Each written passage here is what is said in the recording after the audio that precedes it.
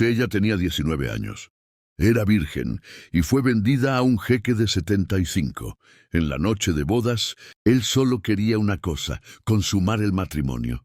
Pero lo que sucedió en esa cama conmocionó al mundo entero y dio inicio a uno de los mayores giros de superación de los que este foro haya oído hablar.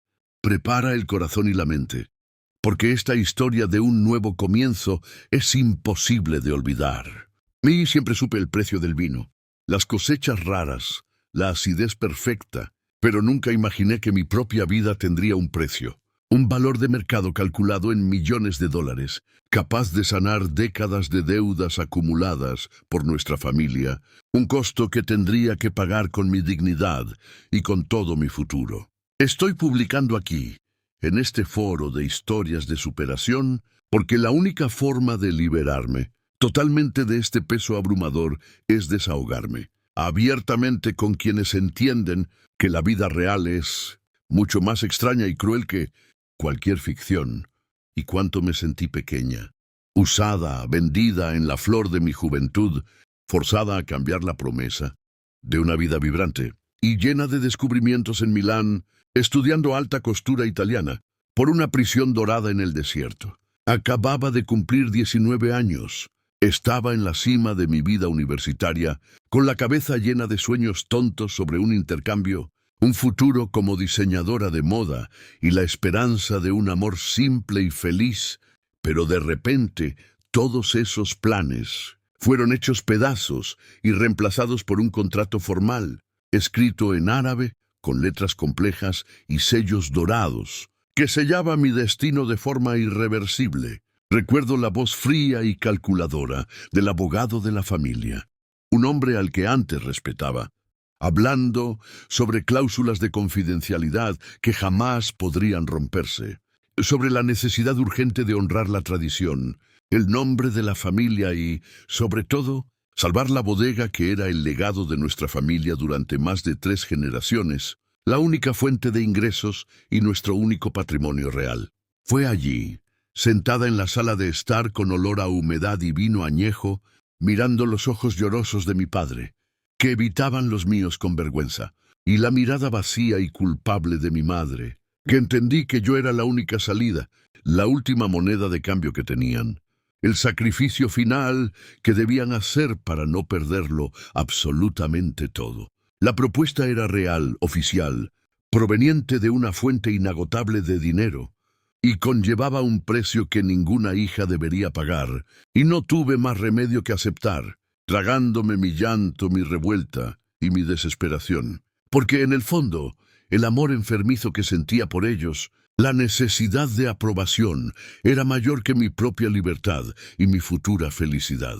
El hombre que me compró era el jeque Tarik. Tenía 75 años de edad avanzada, exhalaba olor a tabaco cubano, esencias caras y dinero antiguo, y sus ojos eran de un castaño opaco que no expresaban absolutamente nada más allá del aburrimiento y un poder abrumador, pero me medían sin pudor, como si yo fuera un objeto valioso que estaba inspeccionando detalladamente antes de cerrar la compra en una subasta de arte raro, y no una persona. Yo era la novia perfecta para sus propósitos.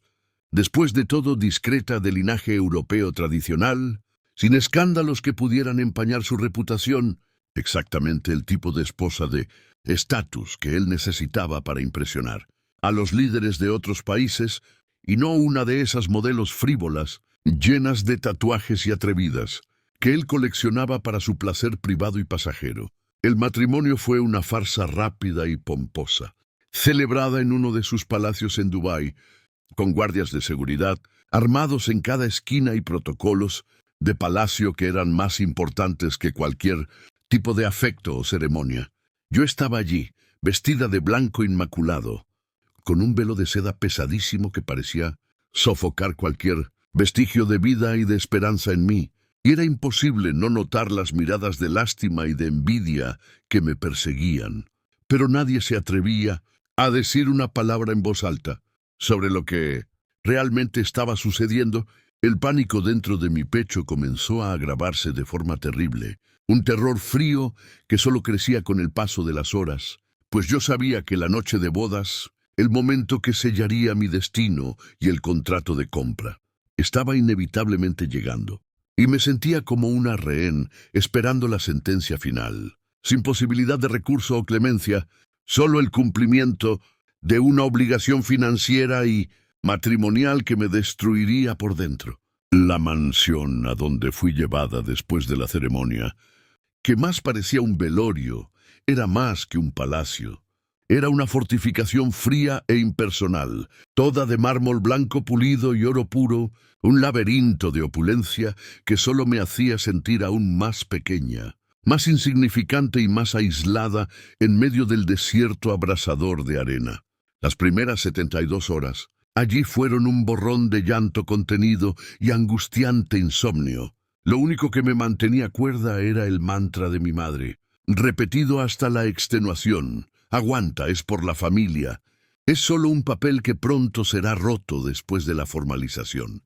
Yo estaba completamente incomunicada, sin acceso a teléfono ni internet, vigilada sutilmente por un ejército de empleados silenciosos que parecían tener miedo de intercambiar más de 3 palabras conmigo, tratándome con una reverencia protocolaria que solo aumentaba mi sensación de aislamiento y mi miedo.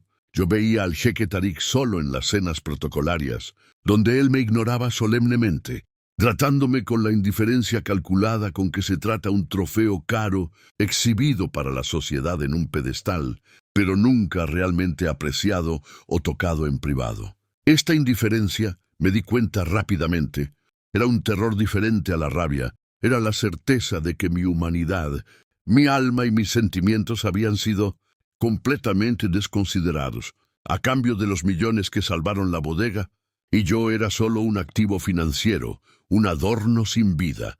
La tensión alcanzó su punto máximo en la noche que todos llamaban de bodas, el clímax inevitable de mi humillación pública y privada.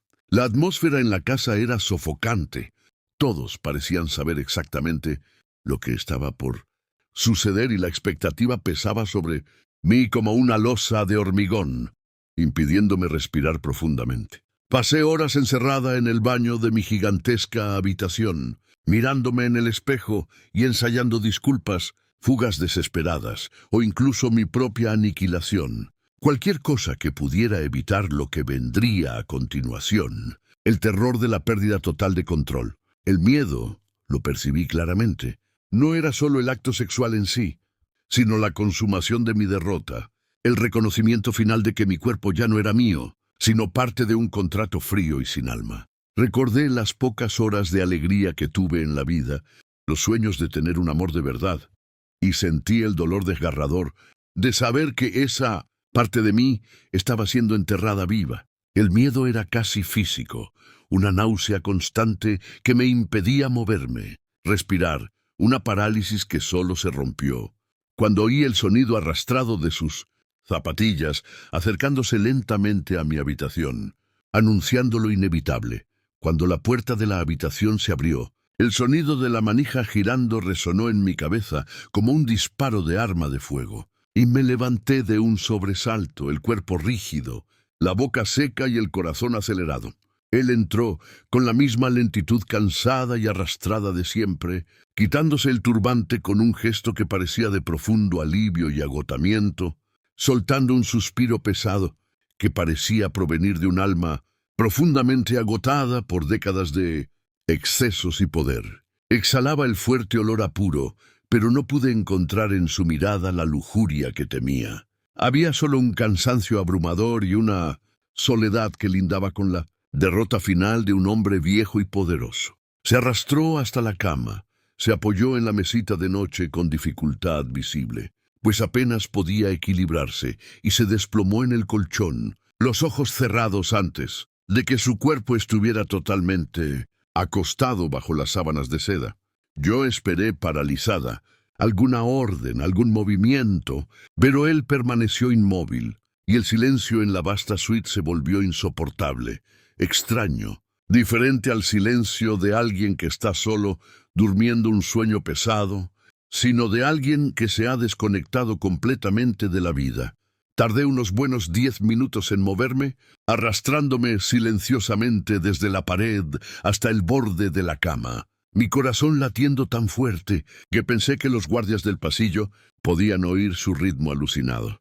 Toqué su hombro con la punta del dedo, vacilante y con la mano temblando, y su piel estaba fría, de una manera anormal y aterradora, y no reaccionó ni un espasmo, ni un cambio en la respiración superficial que yo esperaba. Me incliné sobre él, mirando atentamente su rostro envejecido e inerte, y sentí el fuerte olor a puro y menta. Fue allí, bajo la luz tenue de la lámpara de cabecera, que el terror de la noche de bodas se transformó en el shock de la viudez. Precoz, el jeque Tariq no estaba durmiendo. Había muerto de un ataque fulminante. Yo era novia, esposa y viuda, todo en menos de 48 horas, con su cuerpo inerte a mi lado. La ironía y el alivio vinieron mezclados con un pánico helado de ser acusada de la muerte, y sentí un peso enorme ser quitado de mí, sustituido por un terror de una nueva naturaleza, el de estar sola con un cuerpo en un país extraño y hostil, sin saber a quién pedir socorro. Mi primera acción refleja fue alejarme y cubrirme la boca para ahogar el grito que amenazaba con escapar, corriendo al rincón más oscuro de la habitación, donde me quedé en estado de shock, arrodillada en el suelo de mármol frío, hasta que el primer rayo de sol se asomó por las pesadas cortinas. Yo no sabía qué hacer, cómo explicar lo que había sucedido sin ser incriminada, o a quién recurrir para pedir ayuda, y mi única certeza era que necesitaba parecer lo más inocente y desesperada posible para sobrevivir a la investigación que vendría. Cuando la ama de llaves, una mujer callada y de ojos tristes, finalmente entró, siguiendo la rutina y trayendo mi bandeja de desayuno, su grito, un sonido agudo y aterrorizado, fue lo que rompió el silencio opresor y trajo el caos de vuelta a mi vida.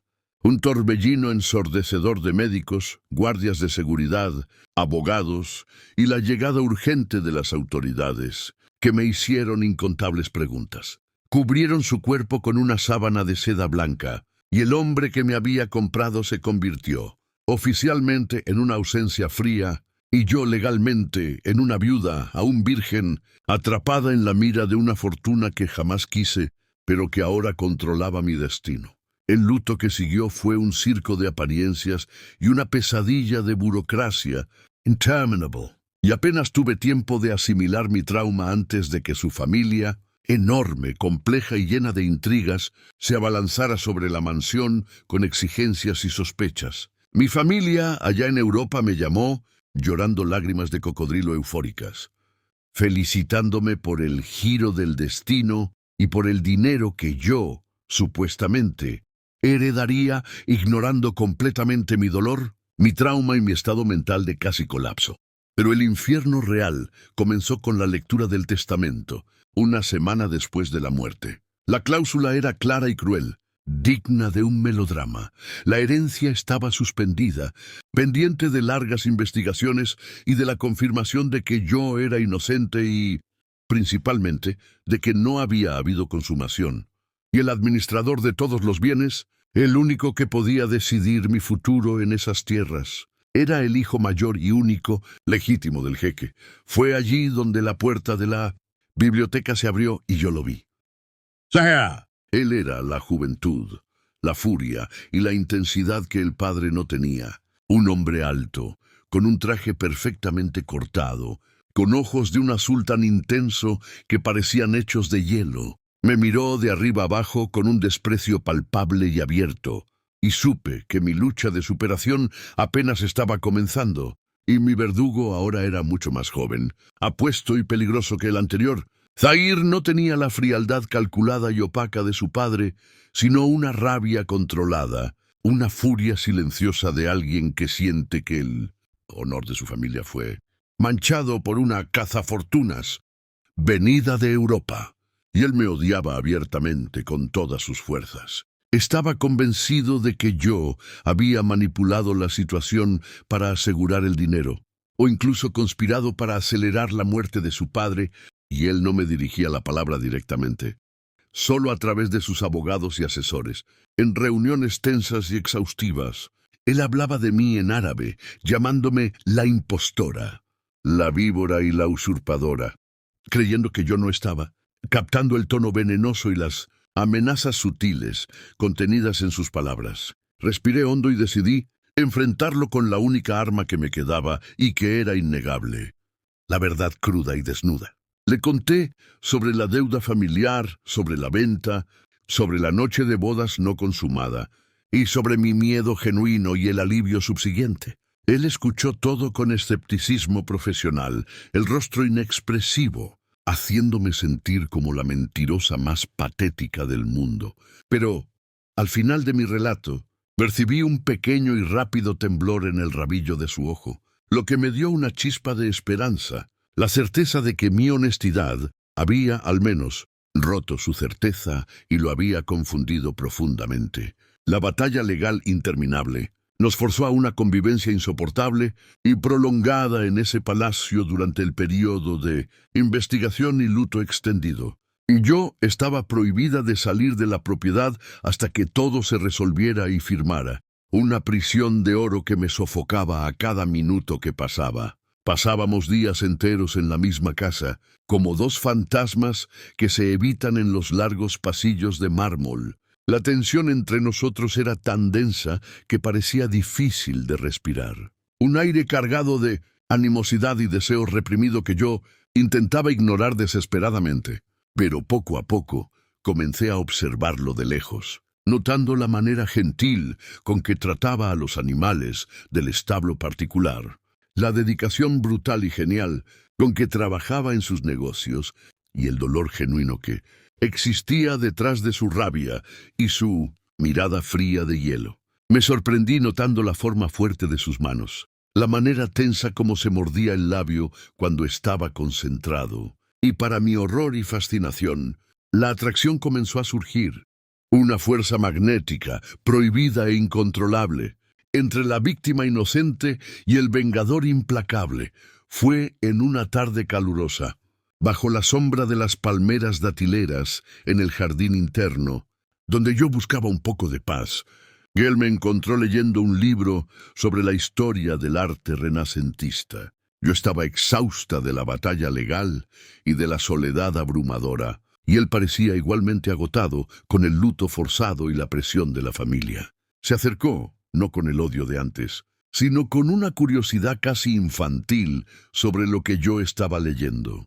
Se sentó en el borde de la fuente, manteniendo una distancia protocolaria, y el silencio que siguió ya no era de animosidad, sino de una tregua necesaria. Yo estaba a punto de irme, cuando él rompió el silencio no con una acusación, sino con una pregunta que me golpeó en el centro del alma y me hizo congelar. Cuando me dijiste que tenías miedo de él esa noche, que eras virgen y vendida, que la noche no fue consumada, ¿estabas siendo sincera o solo manipulando al jurado y a los abogados? No pude hablar, solo lo miré con los ojos llorosos, y la verdad de ese terror, que él finalmente comprendió al verme así, hizo que la máscara de odio en su rostro se desmoronara por un segundo, y el dolor de haber perdido a su padre sin nunca haber tenido una conexión real brilló allí, seguido por una culpa que no pudo disimular, y supe que mi superación sería curar su herida.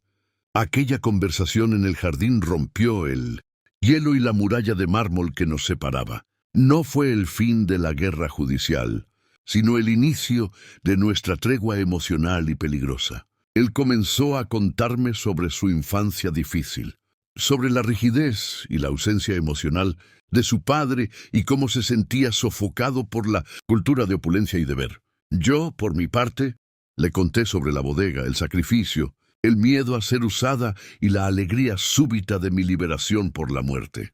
Esta comprensión mutua, esta revelación de que éramos dos víctimas, aunque de maneras diferentes, del mismo hombre, creó un lazo íntimo y peligroso entre nosotros. Los encuentros se convirtieron en rutina y nos permitimos hablar de todo, menos del testamento y la herencia, pues eran asuntos prohibidos. Descubrí su risa, el lado gentil y protector detrás de la fachada de empresario frío, y él descubrió mi fuerza detrás de la fragilidad que él percibía, y la atracción crecía cada día, transformando el odio en curiosidad insaciable y la curiosidad en un deseo que yo sabía que era un error terrible para mi situación, pero que no podía controlar, porque él me miraba como si yo fuera la única cosa real en ese palacio vacío. La tensión reprimida explotó durante una terrible e inesperada tormenta de arena que cortó la electricidad de todo el palacio, sumergiendo la opulencia en una oscuridad absoluta y aterradora. Yo estaba en mi habitación temblando, no de miedo a la oscuridad, sino de la soledad y del silencio ensordecedor, cuando él tocó a la puerta, trayendo una lámpara de aceite. No dijo nada, solo la colocó en la mesa para darme luz y se dio la vuelta para irse, manteniendo la distancia que habíamos establecido como un pacto silencioso. Yo lo llamé por su nombre, una súplica baja y embargada que lo hizo detenerse y girar, y el aire en la suite se puso pesado, cargado con la electricidad, de la pasión y de la atracción reprimida, que nos consumía desde hacía semanas y que no podíamos negar más. En la penumbra creada por la luz vacilante de la lámpara, él parecía más grande, más real, más peligroso y más atractivo, y sentí que lo necesitaba allí, que solo él, el hijo de mi verdugo, podía hacerme olvidar el trauma de esa casa. Se acercó despacio, sus ojos azules ardiendo de deseo y conflicto interno, y yo no podía desviar la mirada, sintiendo que la atracción era mutua, intensa, y que mi superación, mi libertad emocional, pasaba por un punto final en esa historia con él. Se detuvo a centímetros de mí, la respiración pesada y audible, y extendió la mano lentamente, no para agredirme, juzgarme o tocarme de forma posesiva, sino para tocarme con ternura, para confirmar que yo no era un espejismo. Su toque fue suave en mi mejilla, una caricia que borró todo el miedo que yo había sentido en el último mes, y cerré los ojos por un instante, rindiéndome a ese momento de vulnerabilidad total, sintiendo el calor de su piel. Cuando los abrí, él estaba demasiado cerca, sus labios casi en los míos, y yo podía sentir su olor, que era diferente al de su padre, más fresco, más limpio, más vivo. Su beso fue la confesión que necesitábamos, la rendición de dos enemigos forzados a amarse en secreto. No era un beso protocolario o robado, sino una declaración de intenciones, un pedido silencioso de perdón por todo lo que su nombre me hizo pasar y la promesa de un futuro que no estaba escrito en contrato, sino en nuestros corazones. Me aferré a su cuello, respondiendo con toda la pasión que la vida me había negado hasta entonces. Y en ese momento, supe que mi prisión se había convertido en mi único y verdadero refugio seguro. Caímos en la cama lentamente, sin rituales, sin prisa, sin el miedo del pasado, con la calma profunda de quien finalmente encuentra su lugar de pertenencia. Él me besaba y me tocaba con una reverencia que me hizo llorar de alivio y gratitud, haciéndome olvidar el terror y el vacío de aquella noche de boda solitaria con su padre. El hombre que nos unió en la tragedia no era el cumplimiento de un deber conyugal, sino la elección consciente y liberadora de dos almas que se curaban mutuamente. Sentí el peso del pasado disiparse con cada toque, y su vulnerabilidad, la manera como él me miraba con adoración y admiración, me dio la fuerza para liberarme de todo el trauma. Mi superación estaba ocurriendo allí, en esa cama, con el hombre que era mi enemigo legal, pero que se convirtió en mi único y verdadero protector y amante, y el único que podía darme lo que nunca tuve: amor genuino, respeto y entrega total. A la mañana siguiente, Zahir y yo despertamos con la noticia, traída por los abogados, de que la investigación se extendería por largos años, debido a complejidades financieras en el testamento, y yo lo miré. Él me estaba besando el rostro con ternura, y tomé la decisión final e irrevocable, la que sellaría mi libertad para siempre. Llamé a mi abogado y ordené, con voz firme y decidida, que él renunciara a toda mi parte de la fortuna, a todos los millones, a todos los derechos al palacio y a los bienes del jeque. Tarik, le dije a Zahir, que yo no necesitaba su dinero, yo lo necesitaba a él. Y mi superación sería probar que el amor y mi dignidad eran mi única fortuna, y que la riqueza material no valía nada comparada a nuestra conexión. Él, conmocionado por mi actitud, intentó argumentar, creyendo que yo estaba cometiendo un error financiero gigantesco, pero yo fui firme. El nuevo comienzo sería limpio, simple, y nuestra vida sería construida desde cero, lejos del oro, la ostentación y la sombra de su padre, pues nuestro amor no tenía precio y no podía ser manchado. Él me besó, aceptó mi decisión, y 2 semanas después estábamos casados de nuevo, esta vez en una pequeña e íntima ceremonia civil, celebrada en una isla aislada, lejos de todo y de todos, con el mar como único testigo de nuestra unión. No había multitudes ni protocolos, solo nuestra promesa de un futuro simple y feliz. Y fue allí, bajo el sol de la mañana, mirando el horizonte sin fin, que él me besó y, sonriendo, susurró una frase que hizo temblar mi alma. Renunciaste a millones para ser libre, y ahora me diste el único tesoro que importa, tú misma y tu amor. Y mientras mirábamos el mar, él posó su mano sobre mi vientre, mirándome con adoración y completó, con la voz embargada por la emoción: eres mi mujer, la madre de mi hijo, y la razón por la que le di la vuelta al juego y me convertí en un hombre mejor. Yo estaba embarazada, y mi superación era completa, literal y sorprendente.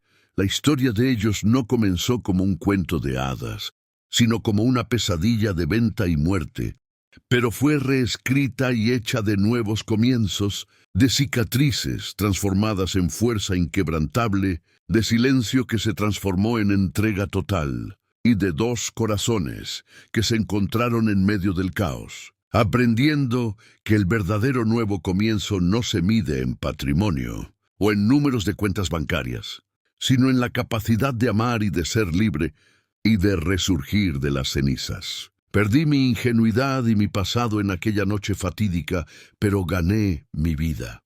Y hoy soy más feliz en una casa sencilla, con el hombre que me amó por quien soy, y no por lo que representaba, que lo que jamás sería en un palacio de mármol y oro. La moral de mi historia es que la tragedia es, a veces, solo el prólogo de un giro épico, y que el amor y la superación siempre vencen a la ambición y la opresión.